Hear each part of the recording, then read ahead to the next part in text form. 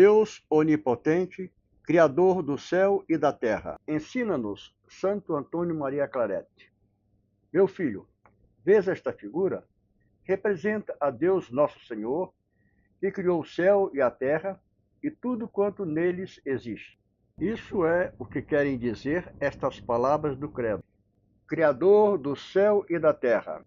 Por conseguinte, deves crer que Deus é criador de tudo quanto existe, desde o formoso sol até o verme e o menor mosquito. Quantas reflexões reúnem-se no entendimento à vista das maravilhas da criação, as quais demonstram o infinito poder de Deus. Considera, meu filho, por um instante, que antes da criação nada existia neste mundo. Não havia céu, nem terra, nem homens, nem animais, nem plantas, nem ar, nem luz. Numa palavra, nada. Somente existia Deus, que estava em si mesmo, gozando de sua glória e de sua eterna felicidade, que em nada depende das criaturas, as quais criou unicamente para as fazer participar de sua bondade. Chegou, enfim, o momento que sua sabedoria fixara e o universo foi criado. Quão grande deve ser o poder de Deus, porque criar é tirar do nada, é fazer que de repente exista o que não existia, e isto exige um poder infinito, ao qual chamamos onipotência, poder que se atribui ao Pai neste primeiro artigo, quando dizemos: creio em Deus Pai Todo-Poderoso. E lembra-te que para uma obra tão grandiosa não necessitou mais do que querer. Disse, e todas as coisas foram feitas. As obras que nós fazemos, fabricamos à custa de tempo e trabalho, e tendo, sempre antes de fazê-las, os materiais necessários. Um carpinteiro, por exemplo, não faz uma mesa sem ter a madeira. Um pedreiro não constrói um palácio sem que tenha cal, areia, pedras e os demais materiais e instrumentos. Quando, porém, nada existe, dizer-se, faça-se e ficar feito, demonstra um poder infinito, pois foi isso mesmo que cabalmente fez Deus. Não com algumas bacatelas, mas sim com todo o mundo. No princípio, criou Deus o céu e a terra, e em 6 dias tudo mais que existe, tanto aquilo que vemos como o que não vemos, e construiu sobre seus alicerces esta grande máquina e admirável edifício do mundo. A Escritura Santa ensina-nos que no primeiro desses 6 dias criou Deus a luz para iluminar esta massa tenebrosa, separou-a das trevas, e das trevas a luz. Sucedendo-se uma à outra, formou-se o primeiro dia. Que bondade a de nosso Pai Celestial, para que pudéssemos descansar nas trevas da noite e trabalhar com a luz do dia. No segundo dia, criou o firmamento, isto é, esse espaço que se estende da terra até as estrelas fixas. Separou as águas que estão debaixo do firmamento, que parecem ser as que estão sobre a terra, das que estão sobre o firmamento, que parecem ser a imensidade de águas reunidas em vapores que estão espalhados pelos ares. Não podes imaginar quão grande é este espaço, se saíres ao campo, especialmente sendo noite. Levanta os olhos ao céu, admira sua imensidão e louva ao Deus Criador. No terceiro dia, reuniu Deus num lugar as águas que ainda cobriam a terra, e formou os mares. Mandou em seguida à terra que produzisse erva verde e que desse semente, árvores que produzissem frutos, cada uma segundo o seu gênero. E o que era um instante antes deserto e estéril, ficou de repente coberto de toda espécie de árvores e plantas, com tanta variedade de flores e frutos como existe no universo. Olha como prepara Deus o alimento a tantos animais que vai criar e cobre a terra de uma cor tão suave e conveniente à nossa vista. Deixemos, porém, um momento a terra e levantemos os olhos ao céu para presenciar o portentoso espetáculo que se nos apresenta a criação do quarto dia. Vês esse sol que sai com tanta majestade todas as manhãs, que se adianta com pressa até o meio-dia e que pela tarde precipita-se no poente para sair de novo no dia seguinte. Como é formoso, como é obediente às ordens de seu Criador, que lhe marcou a carreira. Vês esta lua que preside a noite? Vês esta multidão imensa de estrelas? Tudo é obra da onipotência do Senhor, que, com dizer, faça-se, tudo foi feito e criado para nosso bem. Ó meu filho, poderemos deixar de exclamar com um profeta: ó Deus meu, grandiosíssimo sois, magnificentíssimo. Bendito sejais para sempre em toda a extensão dos céus. E não está aqui tudo, porque Deus criou também outro céu, para que seja o lugar das delícias de seus escolhidos. Se esse que vemos é tão grande, o que será o céu invisível, onde Deus ostenta a sua magnificência e liberalidade? No quinto dia, mandou Deus às águas que produzissem os peixes e as aves, e no momento viu-se o ar povoado de toda espécie de voadores, e o mar cheio de peixes de uma infinita variedade. Se visses aquelas grandes baleias, que por seu enorme tamanho são confundidas muitas vezes como ilhotas do mar, espantar-te-ias e não saberias persuadir-te de que aquilo fosse um animal, se não o visses com os teus próprios olhos. Algumas há que têm 160 palmos de comprimento. Tão grande é o poder de Deus.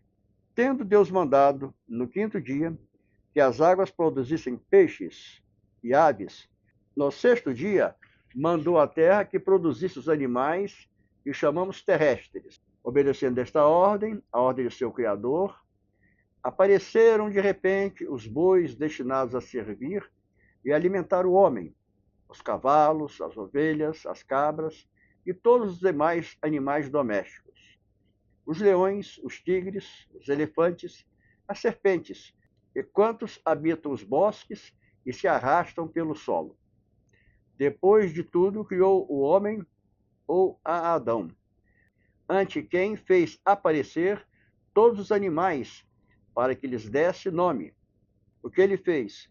Dando a cada um o que lhe convinha, segundo sua natureza. No mesmo dia, foi formada Eva, de uma costela de Adão, e os dois foram colocados no paraíso terrestre. Depois de Deus criar todas as coisas, parou com suas obras e descansou no sétimo dia. O modo com que Deus criou o homem, conforme ensina a Santa Escritura, foi o seguinte: depois de criar todas as coisas, disse: façamos o homem à nossa imagem e semelhança. E tendo tomado um pouco de barro, formou o corpo de nosso primeiro pai, que por essa razão se chamou Adão, que quer dizer feito de barro. Também este nome quer dizer vermelho ou formoso, por haver sido formado de uma terra que propendia ao vermelho, ou cuja cor se assemelhava à da carne. No mesmo instante em que foi formado o corpo do homem, como uma formosíssima figura de cera, criou Deus a alma, uniu-a ao corpo, e imediatamente abriam-se os olhos daquela criatura, animou-se e avivou-se toda a sua fisionomia. E este modo admirável explica a Escritura com estas palavras: o Senhor Deus inspirou em seu rosto, de Adão, um sopro de vida, não porque soprasse realmente, o que é impossível, pois Deus é espírito puro, mas para nos dar a entender que devemos olhar a alma do homem como uma coisa distinta e muito diferente do corpo, não formada de matéria alguma, e sim vinda imediatamente de Deus pela criação. O que dissemos da alma de Adão deve-se dizer-se também das nossas, pela razão de que, sendo espiritual, não se pôde compor de carne e sangue, e sim que é criada imediatamente por Deus e unida ao corpo. Entretanto, que este se vai formando e aperfeiçoando nas entranhas da mãe. O homem é semelhante a Deus. Além de o haver dito o mesmo Deus, que o fazia à sua imagem e semelhança, nós, se atentarmos bem, também verificaremos tal, pois sabemos que Deus é uno em essência e trino em pessoas, Pai, Filho e Espírito Santo. E a nossa alma é igualmente una em essência e trina em potências, que são memória, entendimento e vontade. Deus fez o homem participante de sua bondade, espiritualidade, eternidade, sabedoria, poder, providência, livre-arbítrio ou liberdade e outros atributos. Fê-lo, por assim dizer, uma espécie de semideus, de maneira que quer que todas as coisas lhe estejam sujeitas e que ele, o homem, o esteja unicamente a Deus. Ou seja, imediatamente, quando lhe comunica os seus mandatos, ou seja, mediante os superiores que lhe são dados, nos quais quer que se reconheça a sua própria pessoa.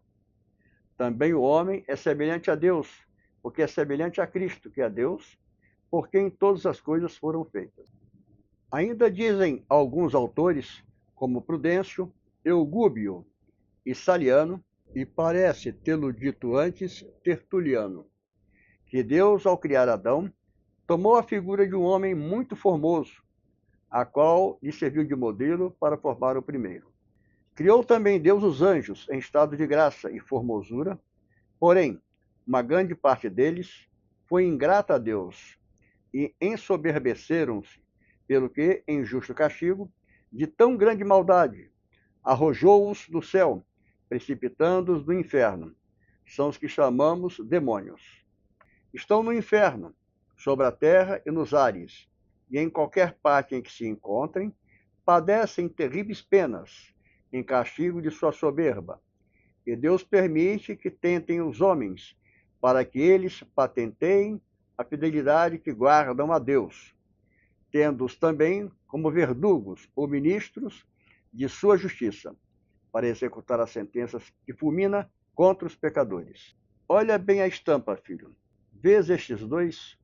São Adão e Eva, nossos primeiros pais, estão nus, porque antes de pecar, cobria-os o manto da inocência.